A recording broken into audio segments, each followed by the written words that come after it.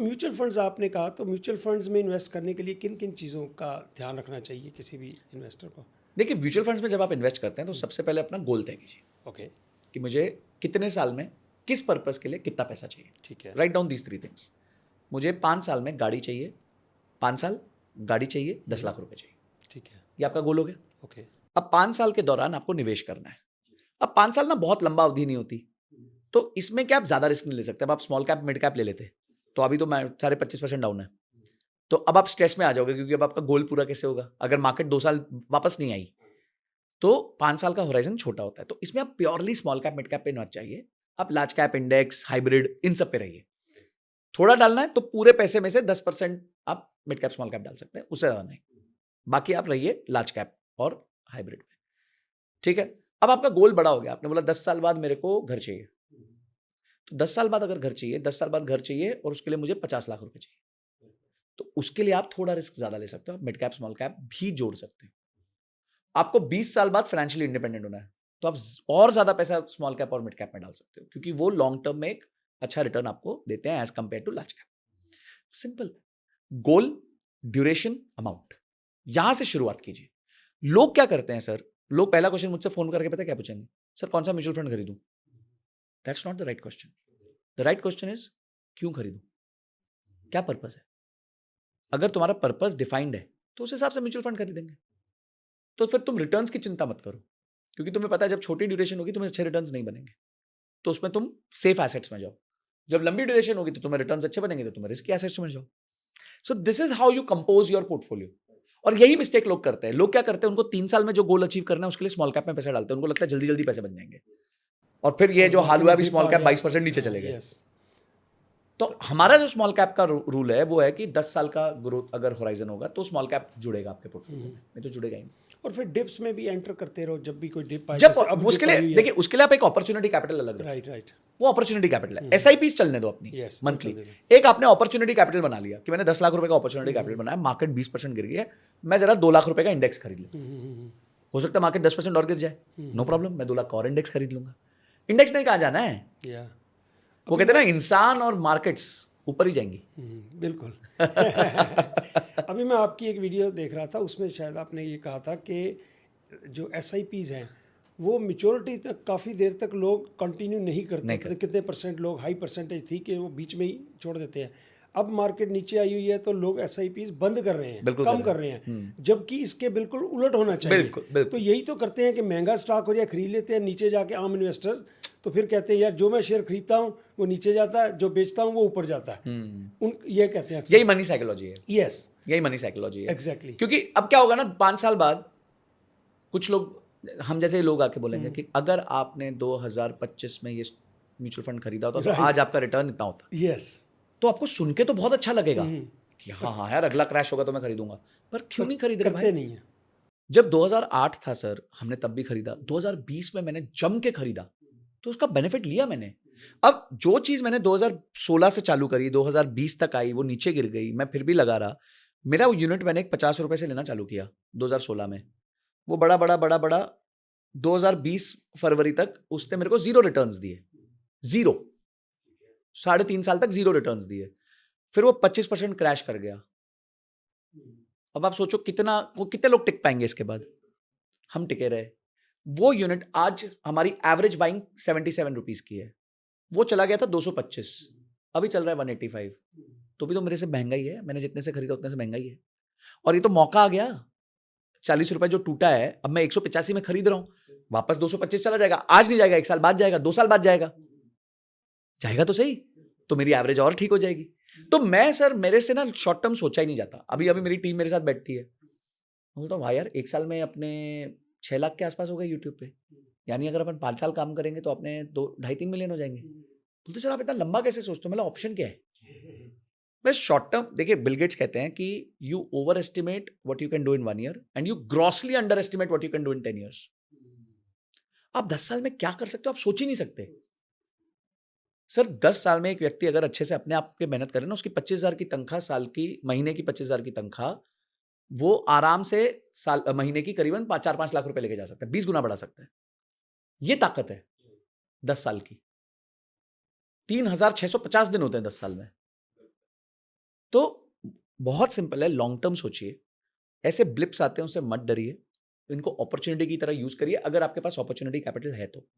अब कहां क्यों डर लगता है, मैं उसका कारण बताता हूं, साइकोलॉजी के और अंदर जाते हैं। क्यों लोग इस टाइम पे मार्केट से पैसा बाहर निकालते हैं? उसका एक मेजर कारण है क्योंकि जब वो निवेश कर रहे होते हैं वो अपना सारा पैसा मार्केट में डाल देते हैं। ना वो अपने लिए इमरजेंसी फंड क्रिएट करते हैं, ना वो अपने लिए कोई इंश्योरेंस खरीदते हैं, ना वो अपने आप को प्रोटेक्ट करते हैं। अब क्या है कि मार्केट जब नीचे जाती है ना सर, तो जॉब मार्केट पे भी इंपैक्ट आता है। अब एक व्यक्ति है जो जॉब कर रहा है, ठीक है, उसने इमरजेंसी फंड नहीं बनाया, अब उसको डर लग रहा है मेरी जॉब चली जाएगी क्योंकि मार्केट में रिसेशन आ गई है, ठीक है। तो अब वो क्या करेगा, वो स्टॉक मार्केट से पैसा निकाल लेगा कि भाई कल को अगर मार्केट मतलब मेरी जॉब चली गई तो मेरे पास पैसे होने चाहिए। अरे तुमने इमरजेंसी फंड क्यों नहीं बनाया पहले? 6 महीने के खर्चे तुम नहीं रख सकते अपने पास? 6 महीने के, कि भाई तुम्हारा घर का खर्चा 50,000 है तो 3 लाख की एफडी नहीं बना सकते तुम? पहले 3 लाख की एफडी बनाओ फिर निवेश करो। तो बेसिक्स ऑफ फाइनेंस जो है ना, देखिए आप गाड़ी में बैठते हैं, सबसे पहले क्या करते हैं? आपको घर से निकल, पेट्रोल चेक करते हैं गाड़ी में है चलो नहीं, ठीक है, उसके बाद क्या करते हैं? स्टार्ट करते हैं गाड़ी, स्टार्ट करने से पहले क्या करते हैं? शीशे सेट करते हैं, सीट बेल्ट पहनते हैं। सीट बेल्ट पे। अच्छा, सीट बेल्ट के बिना आप गाड़ी चलाते हैं? बिल्कुल नहीं। वो एक नॉर्मल जेस्चर है ना आपका, यस यस, मतलब आप वो इतना नॉर्मल है कि आप भूल ही गए कि वो नॉर्मल, मतलब वो yes, बताना भी चाहिए मेरे को। बिल्कुल। सर वो सेफ्टी है। लाइफ में ना 3 बड़े रिस्क है, सिर्फ 3। आपकी इनकम खत्म हो सकती है, आपकी हेल्थ खराब हो सकती है और किसी व्यक्ति की मृत्यु हो सकती है। ये 3 ही बड़े रिस्क है ना। पहला रिस्क है आप किसी की इनकम खत्म हो गई, यानी कि या तो उसके जॉब खत्म हो गई या उसके बिजनेस में प्रॉब्लम आ गई।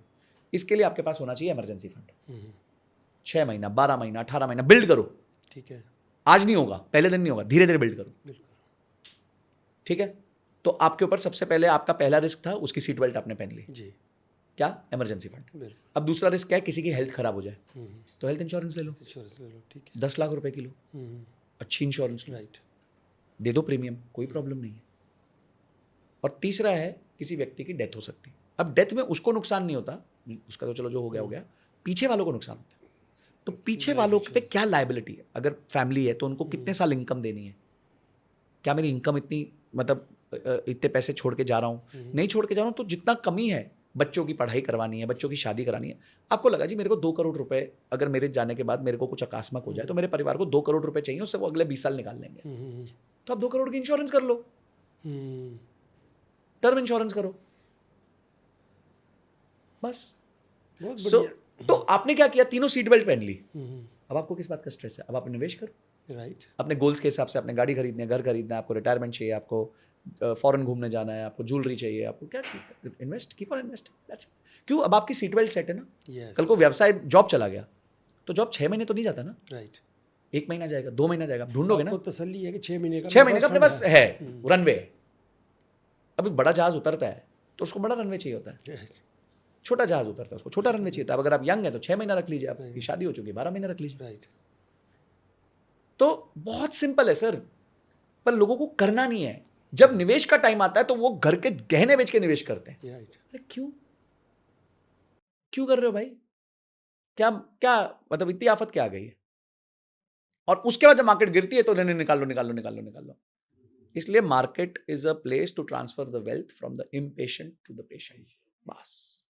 और ये मैं बता रहा हूं आपको, टाइमलेस लर्निंग्स वॉरेन बफेट से मिलेंगी, आप उनको पढ़ लो। हमारे सब, मेरी सारी लर्निंग्स लाइफ की उनसे हैं, पीटर लिंच से हैं, चार्ली मंगर से हैं। क्योंकि मेरे को दिखता है, मैंने सब करके देखा सर, मैंने स्टॉक ट्रेडिंग करी, मैंने ऑप्शंस किया, सब कुछ करके देख लिया। नहीं, ये तो सबसे आसान तरीका है पैसा बनाने का, जिसमें आपको कुछ करना ही नहीं है। मतलब आप सोचो सर, आपको कोई आके एक स्कीम बता रहा है कि यार आपको कुछ करना ही नहीं है, बस पैसे डालने हैं, पैसे बढ़ जाएंगे। बस इस साइकोलॉजी तक पहुंचने के लिए आपको उन रास्तों से गुजरना पड़ता है। सर मुझे जो ऐसा लगता है रास्ते- कि आज वो टाइम, पहले क्या था, एक तो हमारे सिस्टम में एजुकेशन, फाइनेंशियल एजुकेशन सिखाई नहीं गई। आज अगर आप पॉडकास्ट देख रहे हो, बुक्स पढ़ रहे हो, साइकोलॉजी ऑफ मनी जैसी किताबें पढ़ लेते हो, रमित सेठी की बहुत अच्छी बुक है, I teach you how to be rich, बहुत अच्छी अच्छी किताबें आ चुकी हैं, आप उनको पढ़ लो ना। आप कहीं रेस्टोरेंट में खाना खाने जाते हो, 10-10 हज़ार रुपये डाल देते हो, 5,000 रुपये डाल देते हो। इडली डोसा भी खाने जाते हो तो 200-300 रुपये लग जाते हैं। कोई छोटी सी जगह पे वड़ा पाव भी खाते हो तो 25 रुपये लग जाते हैं। तो भाई एक 200 रुपये की किताब वो छोड़ो, चलो हमारे जैसे फ्री पॉडकास्ट देख लो, सही बात है। 2 घंटे ये देख लो, क्यों पूरा टाइम नेगेटिव चीज़ें देखनी? इसमें से एक भी बात समझ आएगी, आपकी ज़िंदगी ट्रांसफॉर्म हो जाएगी। एग्जैक्टली। लेने की इच्छा हो तो कहीं से भी फ्री में चीज़ें मिलती हैं। किताब में इतनी बड़ी किताब है, एक कोबे पॉइंट भी उसको मिल जाए तो आपकी ज़िंदगी तब्दील कर सकती है वो। सर कोबे ब्रायंट एक बहुत बड़े बास्केटबॉल प्लेयर थे। Yes. उनकी एक बात ना मेरे ऐसे जहन में रहती है, मैं बहुत जगह बोल चुका हूँ और मेरे को बोलने में मजा आ जाता है। वो कहते हैं if you know what you want the world becomes your library. मतलब कितनी पावरफुल चीज़ है। अगर आपको पता है आपको क्या चाहिए तो दुनिया में सब कुछ अवेलेबल है भाई। कोई आज तो रिसोर्स की कमी नहीं, आज कोई रिसोर्स की कमी को लेकर रोए तो उसको बात करना चाहिए जो बंदा 1960 में 70 में पैदा हुआ है कि 1980 में हम लोग पैदा हुए। हम नहीं, आज नहीं रो सकता व्यक्ति रिसोर्स के लिए। आज सब कुछ अवेलेबल है, हमारे पास कुछ नहीं था सर, आपके पास और भी डिफिकल्टी थी।